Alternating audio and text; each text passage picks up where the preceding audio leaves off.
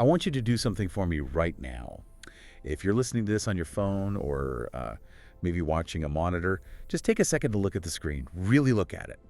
It feels solid, doesn't it? It feels like this permanent, unbreakable window into the world. You tap an app, it opens, you type a URL, the site loads. Right. We had this, this implicit trust that the signal is pure, that what is being sent from the studio or the server is exactly what is arriving in your eyes and ears. It's the illusion of continuity. We treat the internet and broadcast signals like utility pipes, water in, water out, clean, sterile, predictable. Exactly. We don't like to think about the pipe itself or what's inside it. Exactly. But today's deep dive is about what happens when that pipe bursts. Or worse, when someone else starts pumping something into it. We aren't just telling ghost stories today, though. Some of this stuff is genuinely unsettling. Oh, for sure. We are looking at the specific moments where the safety glass of our reality kind of cracked. And what's fascinating about the stack of research we have today is that it spans the entire history of the screen. We're talking about the vulnerability of our infrastructure, the literal towers and cables that carry our voices, and, the vulnerability of our own psychology when faced with the unknown. We're calling this the digital shadow. We're going to break down the Max Headroom incident, which is still the holy grail of broadcast intrusions, a physical breach of 1980s television. Classic. We're decoding Cicada 3301, the most elaborate scavenger hunt in internet history. That one still gives me a headache. We're dissecting the dead internet theory through the nightmare that is WebDriver torso. And finally, looking at the urban legend that terrified a whole generation of gamers, Polybius. The mission today isn't just to say, ooh, that's creepy. It's to understand the mechanics of the mystery. How did they do it? Why can't we solve it? And what does it say about our desperate need to find patterns in the static? So, turn on the lights.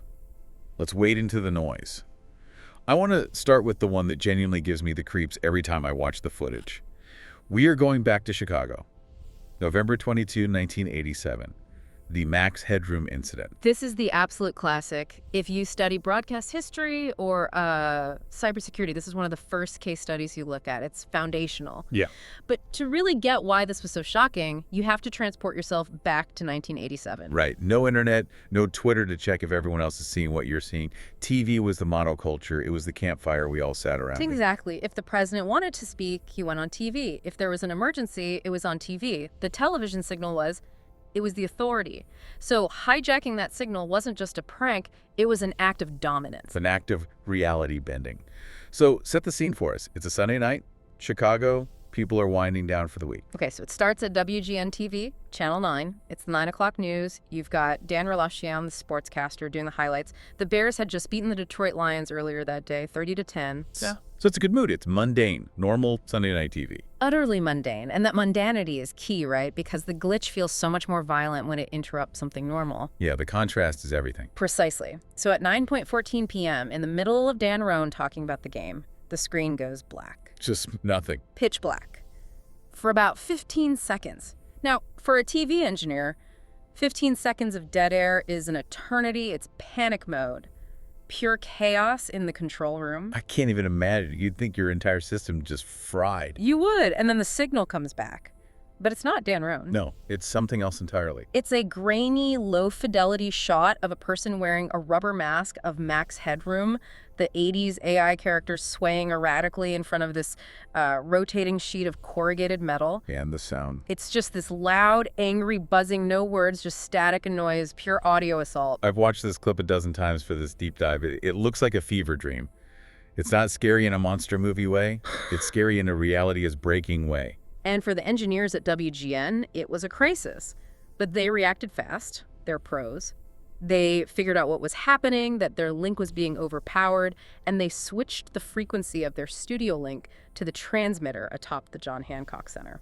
Ah, so they changed the channel, so to speak, on their end. They effectively broke the lock the pirate had on their signal. The whole thing lasted maybe 17 to 30 seconds, depending on the report you read. So the news comes back on, and Dan Roan, who is a total pro, just says, well, if you're wondering what's happened, so am I. He even jokes that the computer running the news took off and went wild. Yeah, he handled it incredibly well. They all thought it was a technical glitch inside the studio, an internal problem. They didn't realize someone had pointed a cannon at their antenna. Not yet. They didn't realize the pirates weren't done. That was just the test run.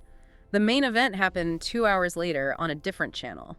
WTTW, Channel 11, the PBS affiliate. This is the one everyone remembers. This is the one that's infamous. This is the one. It's around 11:4 p.m. They're airing a Doctor Who serial called Horror of Fang Rock. And the title is a little on the nose, isn't it? A little too appropriate, given what happens next. Now, this is crucial. Unlike WGN, which is a major commercial station, WTTW was the public broadcaster. At that time of night, there were no engineers on duty at the Sears Tower transmitter. So no one was at the gate. The station was running on autopilot at the transmission point. The door was unlocked. Oh, man. So the signal cuts out again. Max is back. But this time, there's audio. Distorted, garbled, frankly terrifying audio.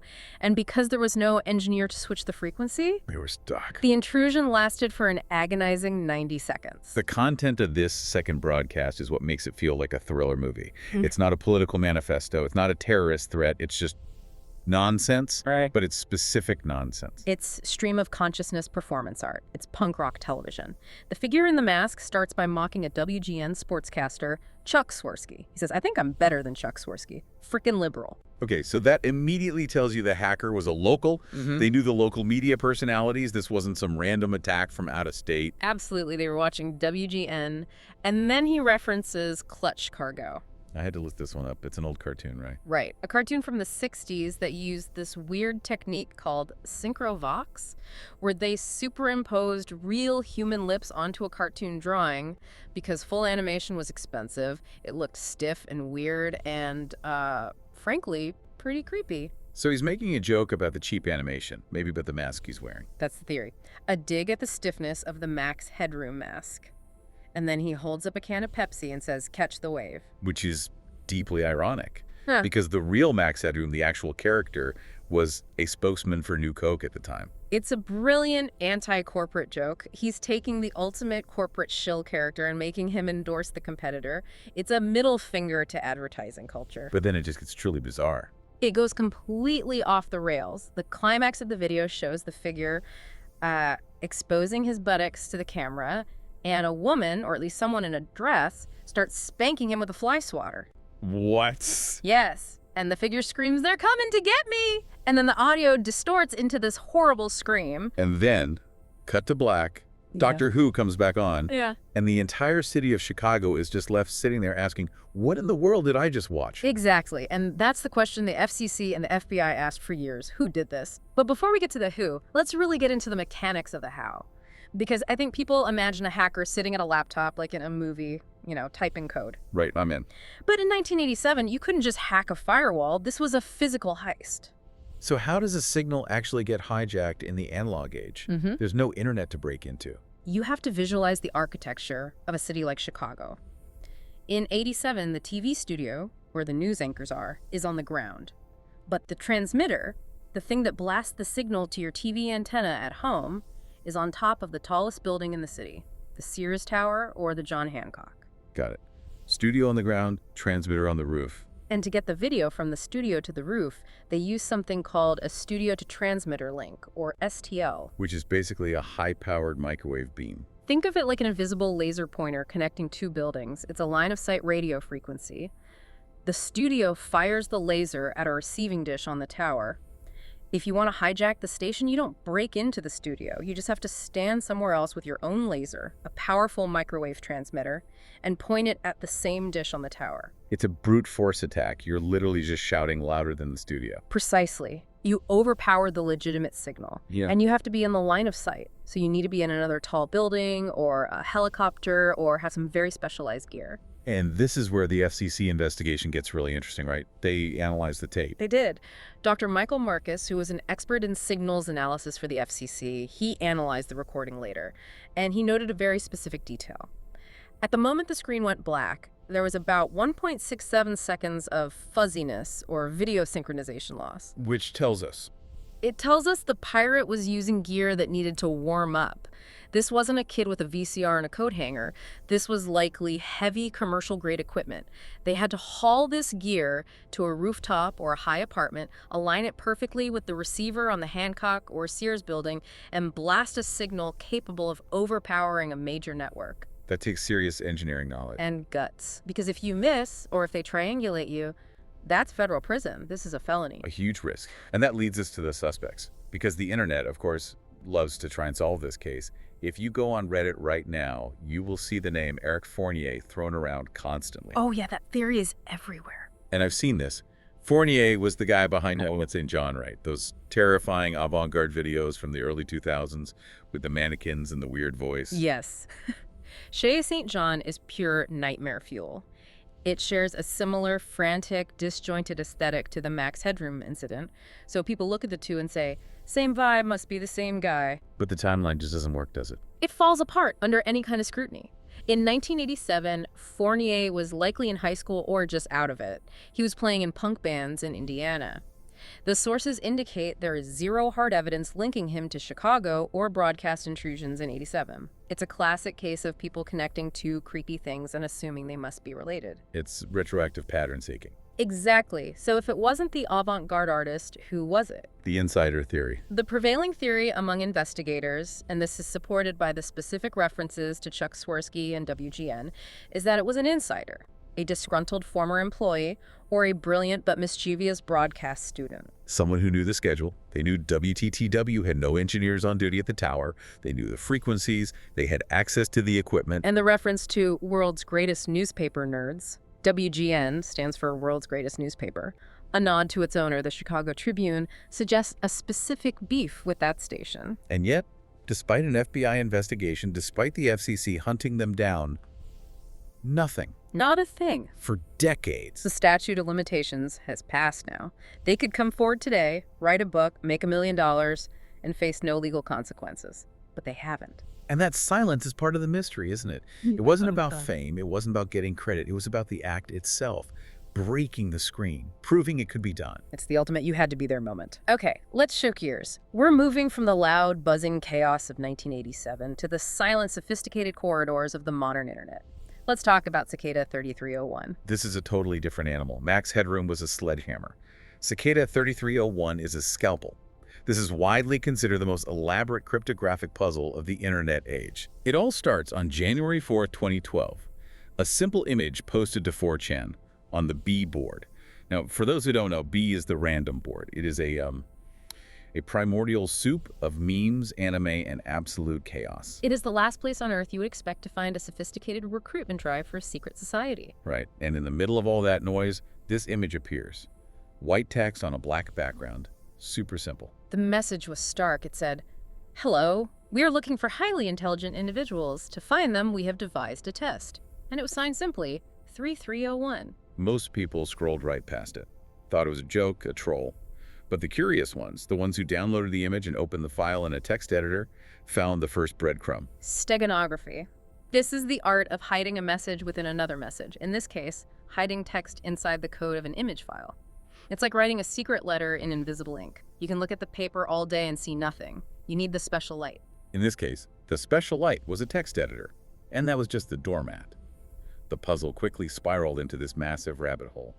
We're talking Caesar ciphers, book codes referencing the Mabinogion, which is a collection of Welsh myths. Mayan numerology, quotes from Aleister Crowley, and references to William Gibson's Agrippa, which is a famous poem that was designed to literally erase itself after being read once. So the references were incredibly highbrow. This wasn't just a simple code. It required a deep knowledge of cyberpunk literature, obscure history, and advanced cryptography. You had to be a polymath to even get past the first few stages. And just when people thought, okay, this is a clever hacker in a basement, Cicada took it into the real world. This is the part that just blows my mind every time. The puzzle led to coordinates. Yes.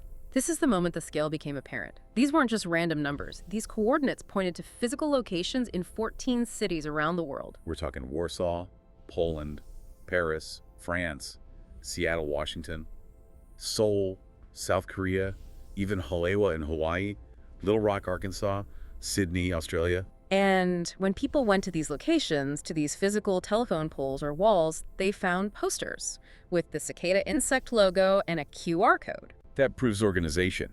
You can't fake physical posters in 14 global cities simultaneously without a network. This wasn't one guy in a basement. This was a group with serious resources. For sure. And the purpose became the central question. Who are they? The rumors were flying immediately. The CIA, the NSA, MI6. Were they recruiting super spies? That's the go-to theory, right? a government agency looking for the next generation of code breakers. But the ideology of the puzzles, as they continue, it points in a very different direction. Because this happened again in 2013 and 2014. Yes, it became an annual event. And as the years went on, the puzzles became more philosophical. In 2014, they released a book called the Liber Primus, or First Book. It was written entirely in runic characters. And once parts of it were decrypted, it wasn't, instructions on how to topple governments. It was philosophy. Deep philosophy. Zen Buddhism, Gnosticism, existentialism. It was almost religious in its tone. But the core tenet, which was confirmed by the few people who actually won the 2012 round, was privacy. That's right. Marcus Warner, one of the solvers, said the group asked him about his views on information freedom, censorship, and personal privacy. They were cypherpunks. Cypherpunks, break that down. It's a term we hear a lot, but what does it really mean? It's an ideology born in the early days of the internet that believes that cryptography and encryption are fundamental tools for liberty, that a private conversation should be private, and that governments and corporations shouldn't have a back door into our lives. Privacy is not secrecy. That's the mantra. The group claimed they weren't doing anything illegal, but they operated in the shadows. They wanted to build tools to protect anonymity. So they weren't looking for mercenaries.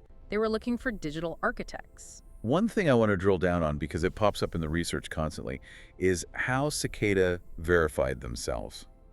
In a world full of copycats and trolls, how did anyone know a new puzzle was actually from them? This is maybe the most brilliant part of their whole operation, and it's a crash course in digital privacy. They used PGP, or pretty good privacy. Okay, break that down for us, because that sounds like a tech manual. It can be, but the concept is simple. Imagine you have a lockbox. PGP gives you two keys.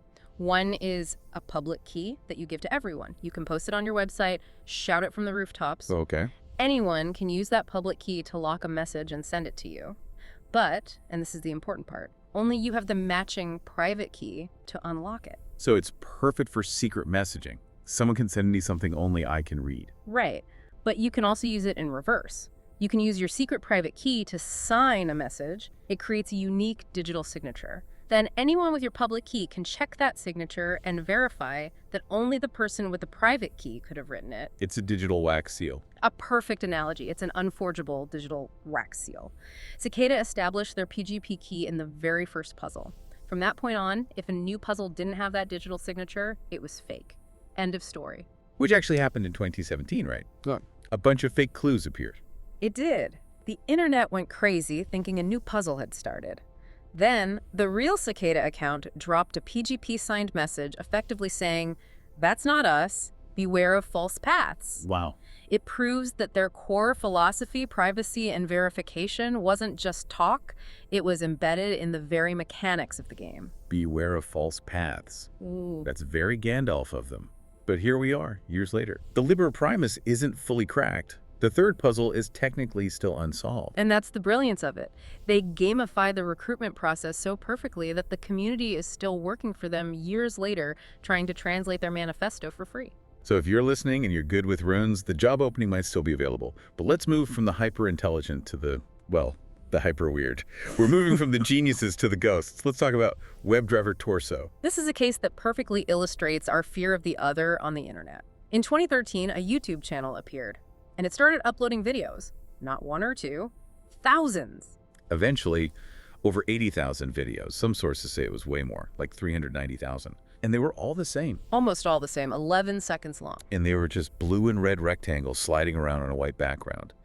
And the sound. The sound is piercing. It's just these high-frequency computer-generated sine wave tones, beeps and boops. I remember finding this channel before it was solved. It creates this visceral reaction. You're watching these shapes slide around, hearing these screeching tones, and your brain is just screaming, why does this exist?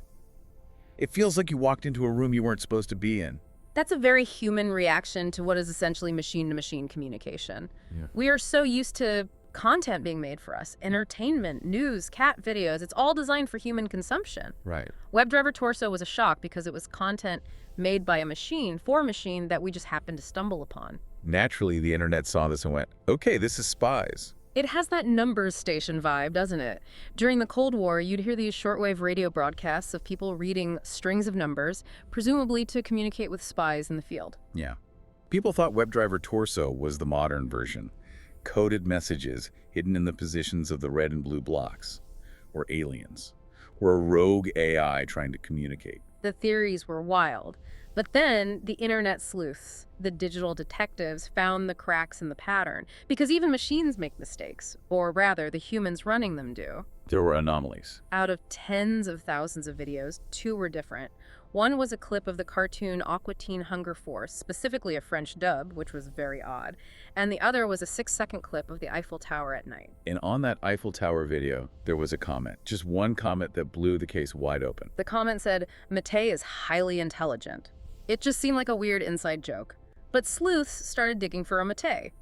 They found a Google Plus profile for a man named Matei Gruber, who also went by Matei Mankus, who worked for Google in Zurich. In the background of that Eiffel Tower video, It perfectly matched the view from the balcony of the Google office in Zurich. the puzzle pieces just snapped together. The terrifying spy channel was just Google. It was quality control. WebDriver is the name of an automated software testing tool. Torso was just a playful naming convention. Google was uploading thousands of videos to test how YouTube's compression algorithms handled the files. Explain that. Why do the servers need to watch videos? Okay, so video compression is a messy business. When you upload a beautiful, high-quality video to YouTube, their computers have to crush it down to save space and make it streamable. Right. Google needed a way to automatically test if their crushing process was ruining the video quality. So they automated a script to upload thousands of very simple videos with predictable shapes and distinct high-pitched tones. So if the red rectangle came out fuzzy on the other end, or the high-pitched tone sounded garbled, the computer would know the compression failed its test. Exactly. We were never the audience. We were just ants walking across a fiber optic cable wondering why the lights were flashing. It highlights a massive reality of the modern web, what some people call the dead internet theory. Yeah, the idea that a huge percentage of internet traffic is just bots talking to other bots, testing systems, scraping data, running algorithms, and we're just living in the gaps between their conversations. Once the cat was out of the bag, Google actually embraced it, which was a pretty fun move. If you type WebDriver torso into Google search today, the logo turns into those red and blue blocks. They rickrolled us with rectangles. I love that. But it speaks to that human instinct. We desperately want there to be a man behind the curtain. We don't want to believe it's just an automated script. We want it to be a story. Which brings us to our next case. Oh. A case where the man behind the curtain is literally the Men in Black, the legend of Polybius. This is the ultimate video game urban legend. If you grew up in the arcades of the 80s, or even just heard stories about them, you know the name Polybius. The story goes like this. In 1981, a mysterious new arcade cabinet appears in a few arcades in Portland, Oregon. It's all black. No colorful artwork on the side. Just the name Polybius on the marquee in a weird, simple font. And the game itself was supposedly a vector graphic shooter, kind of abstract like Tempest. But the effects on the players were extreme. They were psychoactive. The legend says kids became hopelessly addicted. They would form these huge lines around the block to play it, but then they started having night terrors, amnesia, seizures. Some versions of the story even claimed it drove players to suicide. And the kicker, the part that makes it a real thriller, is that the operators of the machine weren't collecting quarters. Right. Strange men in black suits would come to the arcades. They would ignore the coin box, open up the back of the machine, and collect data. They weren't interested in the money. They were monitoring the effects on the human mind. And then after a few weeks, all of the machines vanished, just gone without a trace. It's a perfect story. It hits every paranoid note. M-Cultura, government mind control, the dark side of new technology. But let's unpack the reality. Because this is a deep dive, and we have to look at the sources. And the reality is that there is no record of Polybius existing in 1981. None. No print magazines mentioned it, no photos. The first record of the name Polybius in relation to a game appears on a website called coinup.org around 1998 or 2000. So it's almost certainly a hoax. It is almost certainly a hoax, or internet performance art, likely created by Kurt Koller, the owner of that website. Okay, I'm going to push back on you here a little bit. Yeah. You're saying Polybius is a hoax, but legends don't just appear out of thin air. Yeah. They usually crystallize around a seed of truth. And there were kids getting sick and having seizures in Portland arcades in 1981. That's a matter of record. You're absolutely right. To dismiss it as just a lie misses the entire point. The Polybius machine is a myth, but the symptoms and the paranoia were very real. Specifically, we have the case of Brian Morrow. Right. In 1981, A 12-year-old kid in Portland trying to break the world record for playing asteroids. He played for 28 hours straight. 28 hours. I'd have a seizure too. That's brutal. Exactly. He didn't have a seizure, but he collapsed from exhaustion and severe stomach cramps. Around the same time, another kid in a Portland arcade did have a seizure while playing Tempest. And Kempis is the one with the bright, flashing geometric shapes, right? A vector game. Yes. It inadvertently triggered photosensitive epilepsy in several players across the country. So you have a verifiable phenomenon. Kids are literally getting sick and having seizures in arcades. And then, at the exact same time, you have the FBI raiding those same arcades. But not for the game data. Not for mind control. No, for gambling. Arcade owners were modifying their cabinets to function as illegal video poker machines, paying out cash. The FBI was sweeping Portland to bust a major gambling ring. But imagine the optics from the ground. Exactly. You're a 14-year-old kid. You see your friend get sick on a machine. 2 days later, men in black suits and sunglasses walk into the arcade, unplug that exact machine, and haul it away. Your brain connects the dots. The machine hurt my friend, and the government took the machine because it's a secret weapon. Precisely. Polybius is the narrative glue we use to stick those unrelated but very real events together. It's a projection of our fear of new technology. We tell stories to make sense of our fears, and Polybius is the story we told ourselves about the addictive, dangerous nature of screens, long before we all had smartphones in our pockets. Before we wrap up the main case files, we have to briefly mention one more. It's a bit darker, and it connects directly back to the steganography we saw in Cicada, Lake City Quiet Pills. This is a thoroughly modern mystery, and yeah, a much darker one. It revolves around an image hosting site, LakeCityQuietPills.com, which looked totally innocuous, just a generic place to upload pictures. But Redditors found hidden HTML code, buried messages. And clues that suggested it was a communication hub for a network of mercenaries or assassins. The theory, and it does remain a theory, is that the site was a dead drop, a bulletin board for assassination contracts, hidden in plain sight. It was linked to a very disturbing Reddit user named Religion of Peace, whose digital footprint was unsettling, to say the least. It represents the hidden layer of the internet. If Cicada is the intellectual, philosophical side of hidden messages, a search for intelligent minds, Lake City Quiet Pills is the violent criminal side. It's the idea that the internet is a house with false walls. You never know who or what is living in the crawl space. A really chilling thought. So we've looked at the analog breach of Max Headroom, the intellectual maze of Cicada, the algorithmic ghost of WebDriver Torso, and the urban legend of Polybius. What does this all mean? What is the thread connecting all of these disparate events? I think it comes down to the human need for meaning, for a story. We look at the static, whether it's a buzzing TV signal or a YouTube channel full of red rectangles, and we refuse to accept that it's just noise. We want it to be aliens. We want it to be a government conspiracy. Because a conspiracy implies a plan. Even a sinister plan is more comforting than pure, meaningless chaos. Right. WebDriver Torso is terrifying if it's a spy station. It's boring if it's a quality control test. We prefer the terror because it makes the world feel bigger, more mysterious, more designed. And there's also the evolution of the mystery itself. In 1987, you had to physically overpower a microwave tower to be mysterious. You had to wear a mask and literally break into the signal. It was a physical act. By 2012, with Cicada, the mystery had moved into the code itself. It wasn't about loudness, it was about complexity. It was about hiding in the deep web using cryptography. And with Polybius, the mystery is entirely in our collective memory, a shared false memory that feels more real than the truth. It makes you wonder what the next evolution of mystery will look like. In the age of AI and deepfakes, if a Max Headroom happened tonight, if the president's face glitched on CNN and started singing Clutch Cargo, would we even believe it was a hack? I don't think so. We would assume it was a viral marketing stunt for a movie or a deepfake, or just a clever TikTok filter. The shock value is gone. That is a provocative thought. The unverified is disappearing. Or rather, everything is becoming unverified, so nothing is shocking anymore. We are drowning in glitches. And that's the danger. When you can't trust the signal at all, you stop looking for the truth inside it. You just assume everything is a performance.